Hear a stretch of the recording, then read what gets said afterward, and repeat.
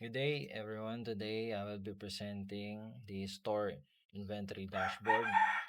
So, a simple and organized system designed to manage store items, staff accounts, and inventory records.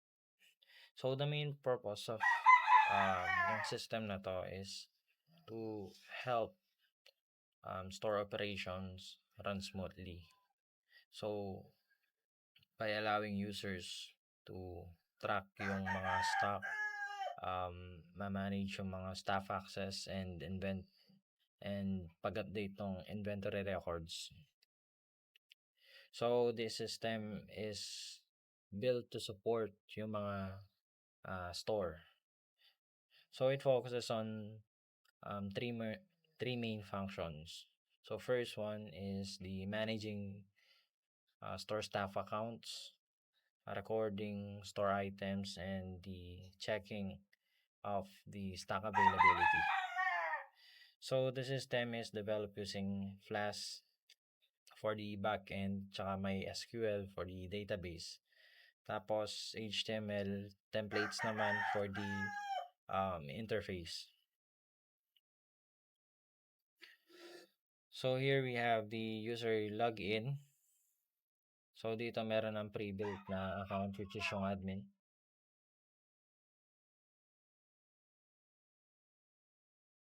So inside the admin's account, merong staff accounts, store items, and stock check. So sa staff accounts, these are accounts na present dun sa system. So pwede rin magdagdag ng accounts, for example, clerk 02, tapos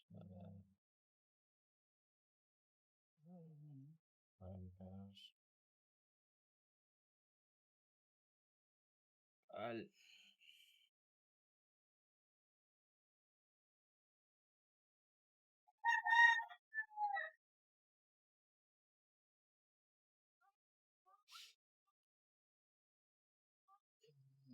building.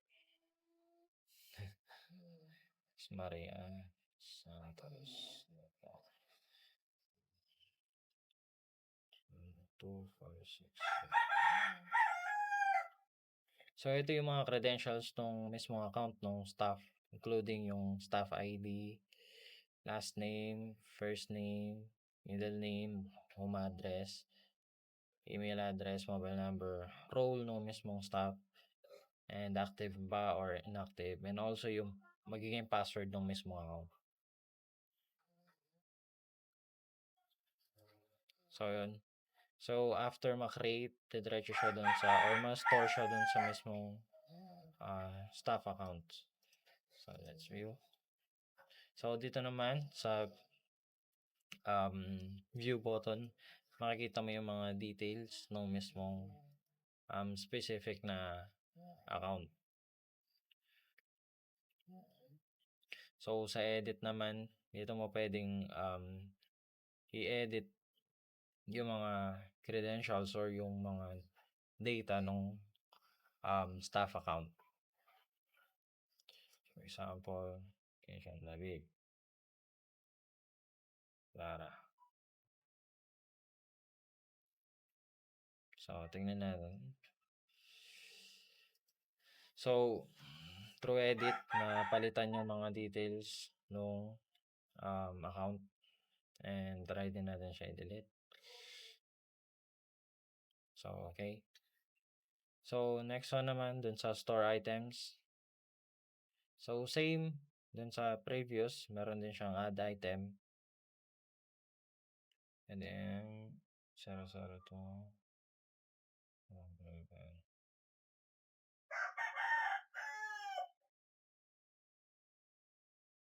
So ito naman yung details ng mismong item. Kung ano yung mga dinadagdag na item dun sa mismong store. So meron tong item tag, item name, item category, supplier brand, and also the status if low stock ba yung item na yun dun sa mismong store.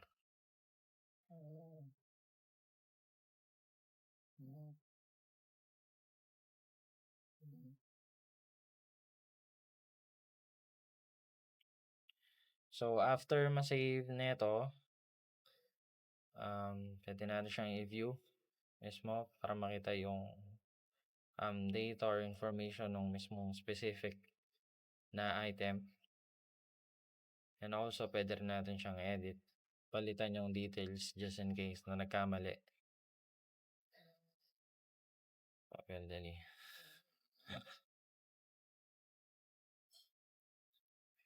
Okay. So, pwede rin natin siyang i-delete. So, next one, we have the view stock check. So, dito naman is nakikita yung mga item na stock or yung pag-check mismo ng mga item. So, for example, daily or weekly stock check shelf say check. Dito na provide yung data if nagawa na bang i-check yung sa shelf C. And also, dito rin nilalagay yung note kung ano ba yung ginawa mismo dun sa stocking na yun.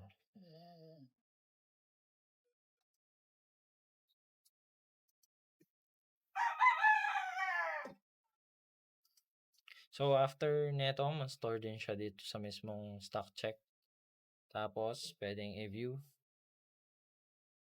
And also, i-edit.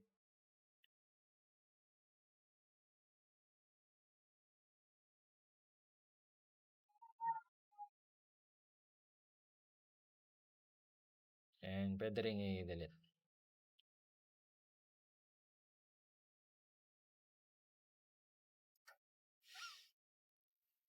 So, after neto, let's check the database. So, try ulit natin magdagdag ng bagong account.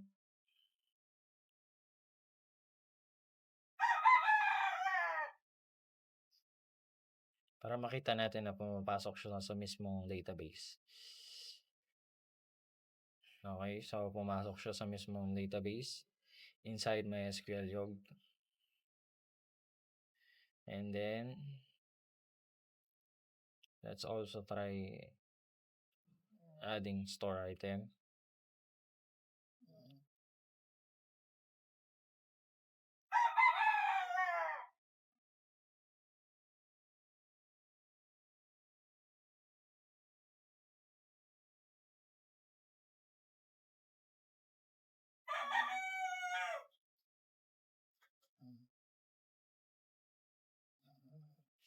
Okay, tapos let's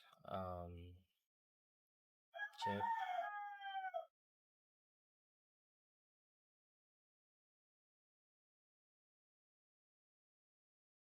Okay, so pumasok siya sa mismong database. So, same din dun sa iba. Pumapasok yung mga data sa mismong database. So, dito naman sa mismong database, sa schema ng database, we have the table assets, table servers, table user, and table user type. So, dito naman nakapaloob yung mga data na ini-insert dun sa system.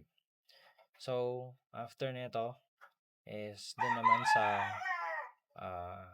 API testing, which is the Postman.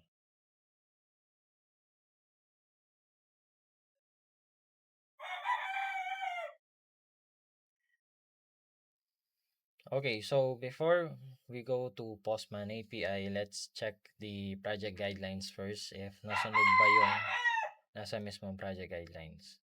So, sa project guidelines, we have the Python Flask Framework, templates, database integration, API integration, login page. So,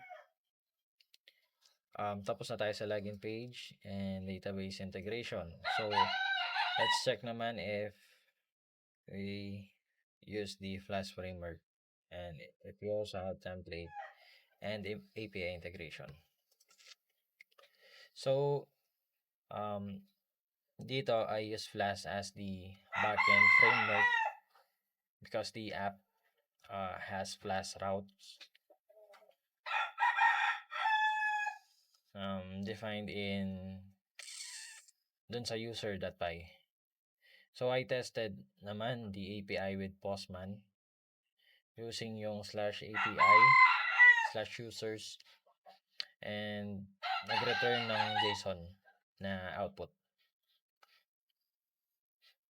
So this proves na yung system is running through Flask and yung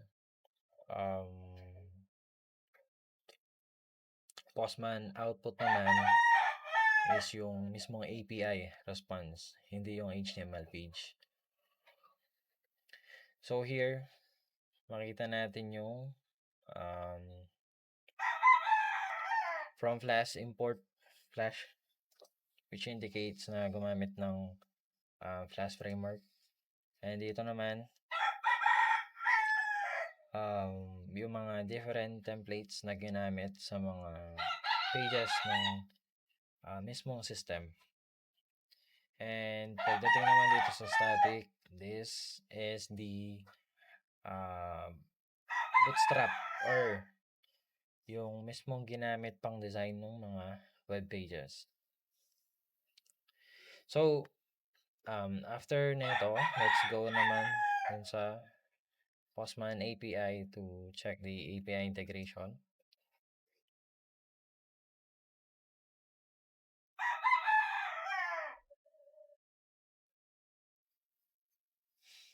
So, here, you can create a new user dun sa mismong system using the Postman API.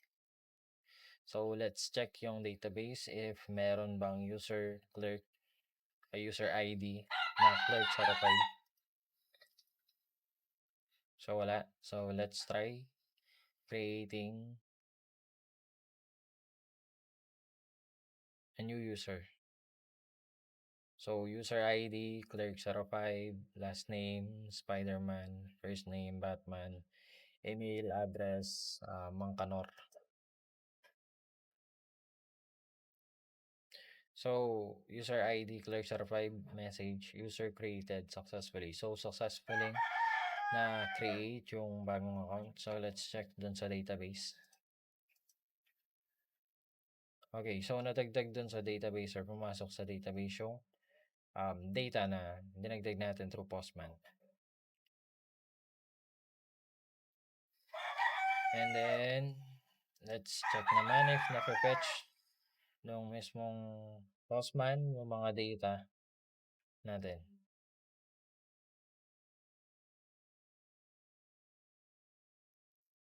Lurk, Serapay, Visual Times, Starting Batman, Spider-Man, Mangkanor. Okay, so na-fetch nung mismong Postman yung mga current data na nakapaloob din sa mismong system.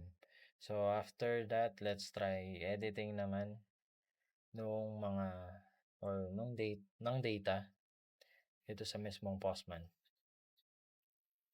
So dito i-indicate lang natin yung user ID mismo no account, which is clerk 05, and then Superman Robin Hood Diwata Pares.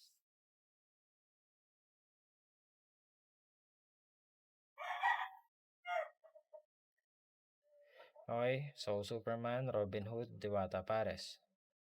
So after naman yan, let's try deleting yung account. So same din dun sa edit, lalagay lang natin yung user ID dito sa taas. If you want to delete a specific user.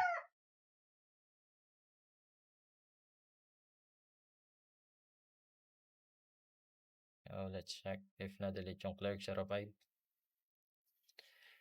Okay, so successfully na-delete, update, read one, read all yung system dun sa mismong Postman. So I think that's all. Thank you.